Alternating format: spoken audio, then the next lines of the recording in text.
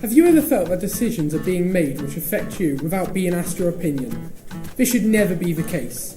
The UNCRC states that all young people have a right to have their voices heard on issues that affect them. If you're aged between 11 and 25, the Your Voice survey is your opportunity to be heard in the Rhondda Cynon Taff. Your Voice is a large-scale survey which aims to seek the views of over 6,000 young people on things that matter most to you. Things like education and training, home and community life, the internet and social media, advice and guidance, sports, leisure and cultural opportunities. These things influence your life, so why shouldn't you have an opinion? You'll be answering the questions in a fun and interactive way, and the survey is fully confidential, which means that nobody will know how you've answered the question. However, many of the questions will give you the opportunity to tell us if you need advice or guidance around a certain issue.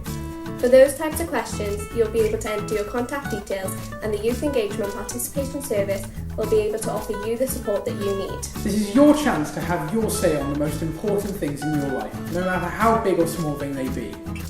Your opinion matters, and RCT want to hear it. Your voice will be listened to, and we will use your voice to change the way we currently deliver services in RCT. Make a difference, use your voice. Make a difference and use your voice.